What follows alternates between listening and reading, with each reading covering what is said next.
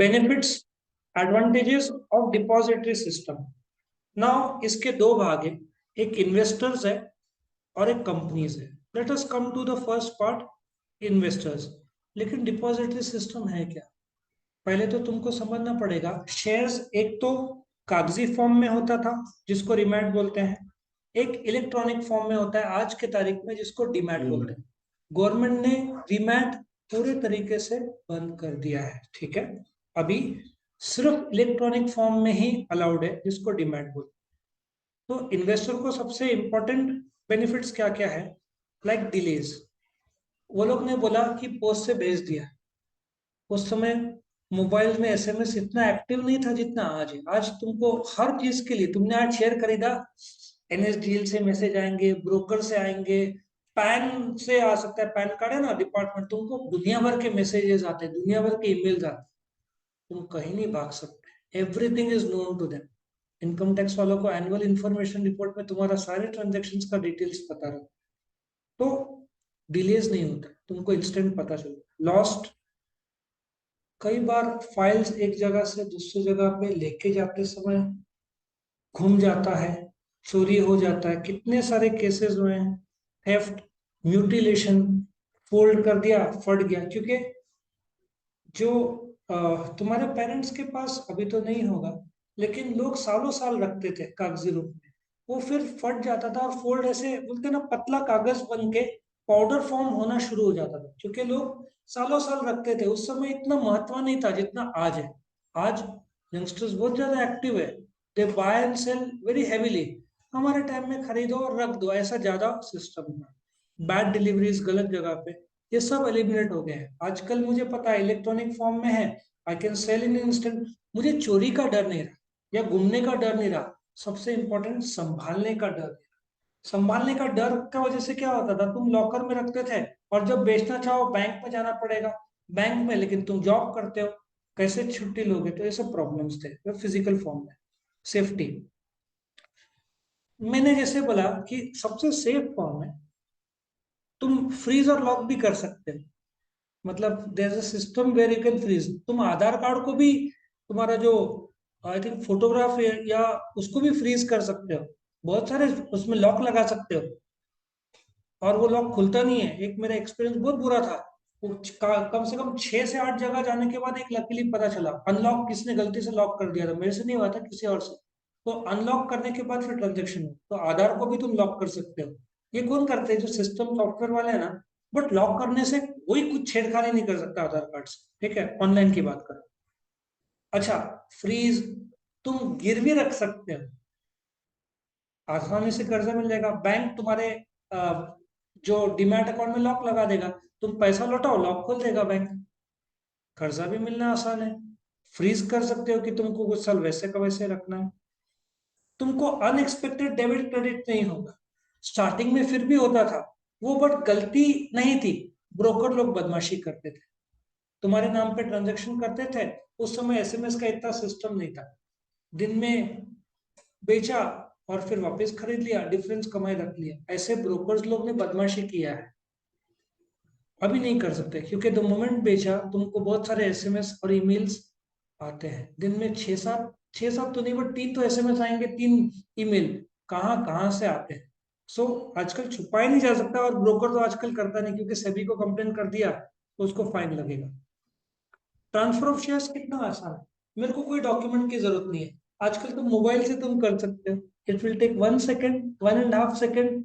हाँ, तुमने 100 रुपया दाम चल रहा है, तुम 101 में रखे हो, तो जब 101 होगा तभी, जैसे अलार्म ना, रात को 10 बजे रखा, 6 बजे के लिए, 6 बजे बजेगा, 6 जब बजेंगे तभी बजेगा ना अलार्म, तो उधर टाइम लगेगा।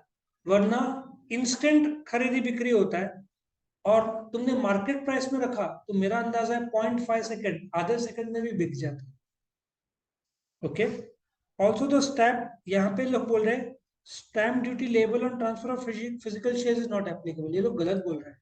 इलेक्ट्रॉनिक फॉर्म में भी अभी स्टैम्प ड्यूटी शुरू हो गया। तुम एग्जाम में पर लिखता है नॉट एप्लीकेबल, लेकिन इलेक्ट्रॉनिक फॉर्म में भी स्टैम्प ड्यूटी लगता है अभी।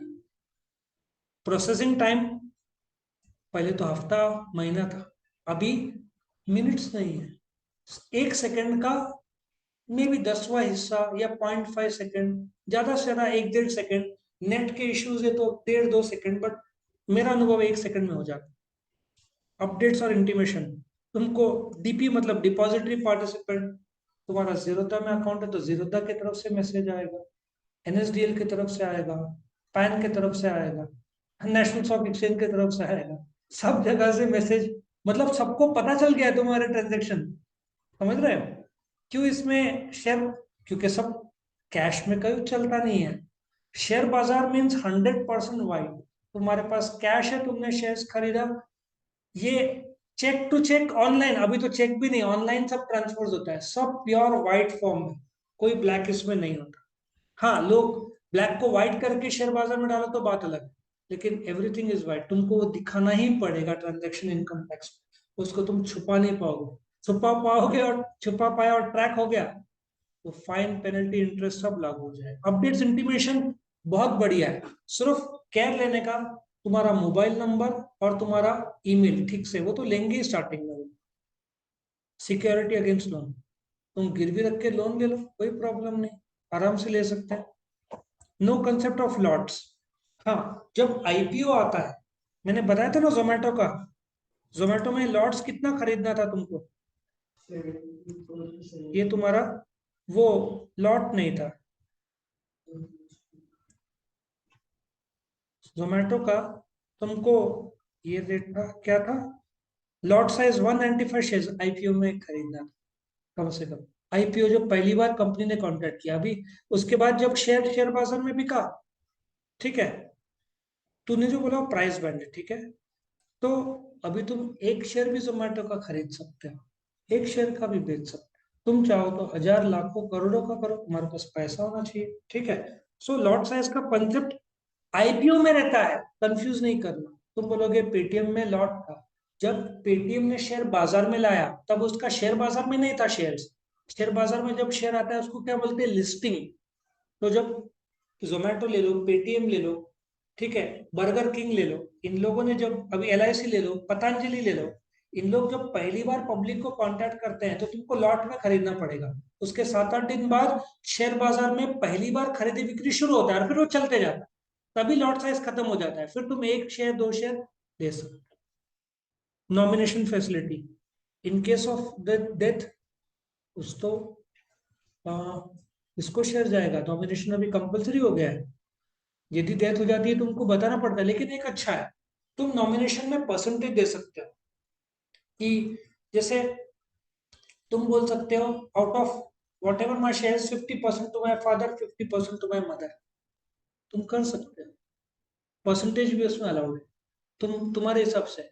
लेकिन तुमने पहले चलता था, लेकिन नॉमिनेशन अभी वो लोग मांगते ही है, नॉमिनेशन करना ही चाहिए, बट किसी को तो जाएगा ना, फिर वो ट्रांसमिशन ऑफ शेयर्स में आएगा, if something happens to me automatically shares will go to my wife, लेकिन उसको ट्रांसमिशन ऑफ शेयर्स बोलते हैं, करेक्ट, ऑटोमेटिक क्रेडिट। तुमको बोनस शेयर्स, राइट शेयर्स आजकल ऑटोमेटिक आ जाते हैं, तुमको मेल आता है और तुम्हारे इलेक्ट्रॉनिकली खाते में आ जाते हैं। जो लोग अनपढ़ है उनके लिए तो और भी अच्छा, नहीं तो तुमको चेक आया, तुम बैंक में जाओगे जमा करने, रास्ते में घूम गया, ऐसा चक्कर ही नहीं है। तुमको ईमेल आ जाएगा कि तुम्हारे खाते में हमने बोनस शेयर ट्रांसफर कर दिए, everything is online. So automatic credit होता है या डेबिट होता है, गए तो तुम्हारे पास 100 शेयर है, बेचा 50, तो डेबिट कितना होगा, 50। अकाउंटिंग डेबिट और क्रेडिट के हिसाब से चलता है। वो लोग मैसेज बोलेंगे your demat account has been credited by 100 shares, वो लोग बाकायदा बोलेंगे, कम हुआ तो बाकायदा बोलेंगे कि डेबिटेड है, करेक्ट।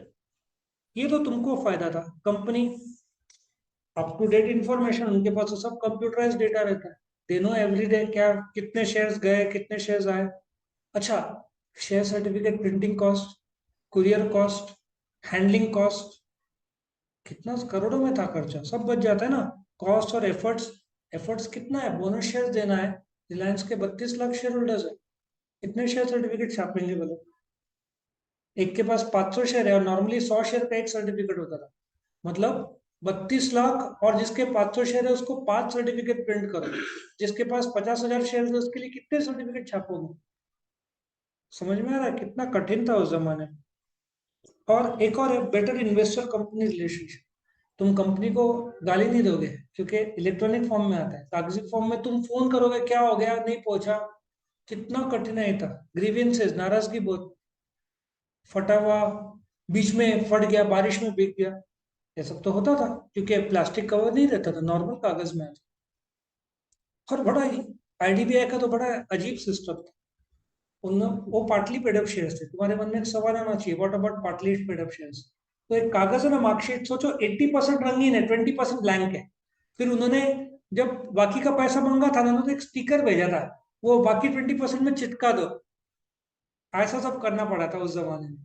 आईडीबीआई का शेयर्स का मुझे याद है कितना कठिन होता, मतलब स्टिकर भेजने का खर्चा, शेयर सर्टिफिकेट भेजने का खर्चा, प्रिंटिंग कॉस्ट, कुरियर कॉस्ट, उसमें भी नाम, एड्रेस, क्वांटिटी, बहुत डिफिकल्ट है। और इंटरनेशनल इन्वेस्टमेंट, आज तुम इधर बैठ के अमेरिका के एप्पल में इन्वेस्ट कर सकते हो, नासिक में अब भी मोबाइल से कर सकते हो। ऑफ कोर्स वो सब कायदे उसके हैं, तुम अनलिमिटेड नहीं कर सकते। जहां तक मेरा नॉलेज है, 50 लाख रुपए तक अमेरिका के बाजार में तुम पैसा लगा सकते हो। और ये साल ही सब शुरू हुआ है। तुम्हारा जनरेशन, तब तुमने एप्पल नाम सुना होगा, अरे एप्पल और फेसबुक, तुम आज यहाँ बैठ के फेसबुक के शेयर्स खरीद सकते हो। आजकल सब फैसिलिटी आ गया है। ऑफ कोर्स तुम्हारा पैन सब क्लियर चाहिए, ऐसे नहीं सब उसके डॉक्यूमेंट्स और प्रोसेस सब करना पड़ेगा। आज फॉरेन के लोग इंडिया में पैसा लगा रहे हैं, सब इलेक्ट्रॉनिकली तो हो रहा है, कागजी फॉर्म तो होता तो पॉसिबल ही नहीं था, करेक्ट? तो इंटरनेशनल इन्वेस्टमेंट काफी आ रहा है और काफी जा रहा है। तो इस प्रकार से ये था तुम्हारा बेनिफिट्स या एडवांटेजेस ऑफ डिपॉजिटरी सिस्टम।